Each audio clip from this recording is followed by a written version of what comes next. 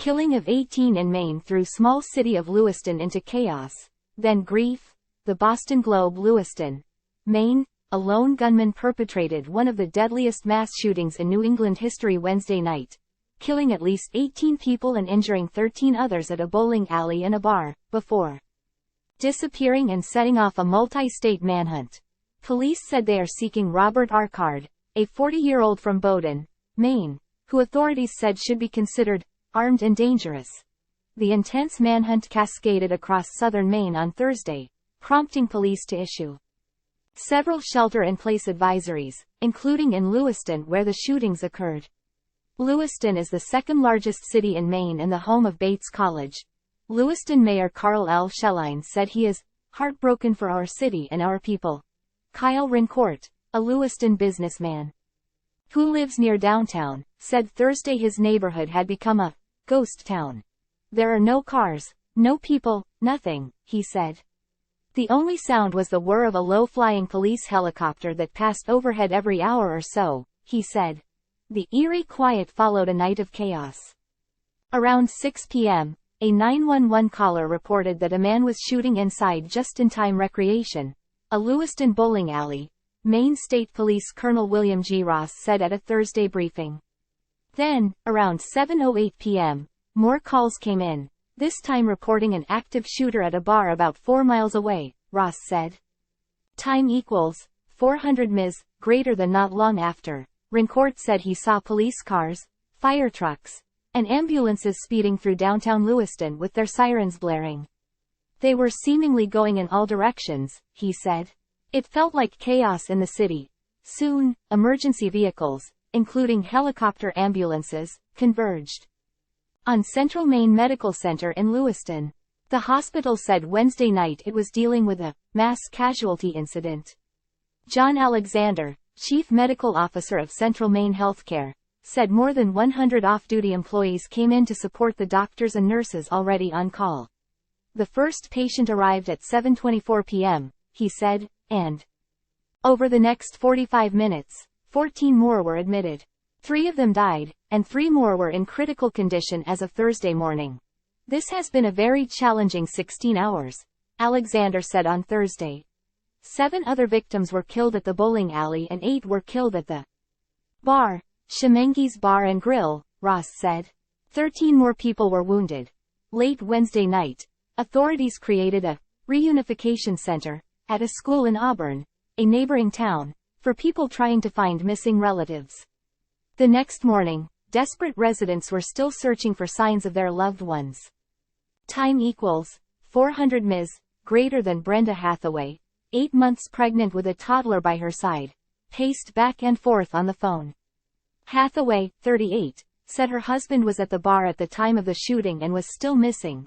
She had been at the bar with him earlier in the evening and wanted to ask other patrons if they had seen her husband, Max. But I would have no idea how to reach them, she said. At the bar Thursday morning, police ducked under tape cordoning off the area. Shortly after 9:30 a.m., officers wheeled what appeared to be a body on a stretcher and loaded it into a black van.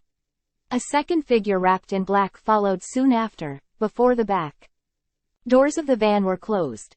At a convenience store near the hospital, customers talked across the store about the massacre, swapping rumors of death counts and motives. Dale Blackman, who lives just down Main Street from the hospital, told a worker that one of the victims was his adult daughter's close friend. Time equals 400 ms, greater than. All I know is that she got a phone call from the girl's mom, Blackman told a reporter. He said he was still processing the previous night's events and that he was shocked that such a tragedy could unfold so close to home. Blackman said he and his daughter are not especially close and do not speak frequently, but he hopes to support her however he can. I'm hoping that I can be there for her, he said. At the Thursday briefing, Ross, of the Maine State Police, said 8 of the victims had been identified as of 11 a.m. and 10 still needed to be identified. As of Thursday morning, Ross said an arrest warrant for Card was active, charging him with 8 counts of murder. More murder counts will likely be added as additional victims are identified, he said. On Wednesday night, Lisbon police found Card's white Subaru near the Pejepscot boat launch in Lisbon, state officials said. Card has been in the U.S. Army Reserve for nearly 21 years and is currently assigned as a petroleum supply specialist, the Army said Thursday, adding that he has no combat deployments. He holds the rank of Sergeant First Class and has an active-duty military identification card that grants him access to military facilities in Maine. Schools on Thursday were closed in Lewiston and surrounding towns, including Auburn, Bowdoin, and Lisbon. Shelter-in-place advisories for Lewiston and Auburn were still in place Thursday morning, and Bowdoin and Lisbon were added to the list of communities where law enforcement has recommended that people stay home and avoid going to work, according to postings on official social media accounts. At Central Maine Medical Center on Thursday, several police officers, some armed with long guns, stood guard outside the ambulance entrance. Officers and security guards stood watch at nearly every entrance. Bates College in Lewiston remained in a lockdown status Thursday, but the school will be allowed to shuttle students from academic buildings and residence halls, the college said.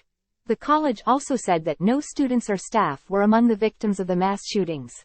This is a very fluid situation, Michael Sashuk, Maine Commissioner of Public Safety, said during a late-night briefing Wednesday at City Hall.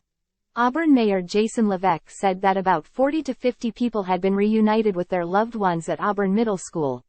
At this point, there is a significant amount of shock going on with people that were actually witnesses, Levesque said. Obviously, when I was bringing people in that were looking for their loved ones, there is fear, there is panic, there's worry. FBI agents from the Boston field office and investigators from the Federal Bureau of Alcohol, Tobacco and Firearms were involved in the search for Card. Additionally, the U.S. Coast Guard said it had dispatched a boat and an aircraft to participate in the search. President Biden was informed of the shootings and will continue to receive updates, according to the White House press office.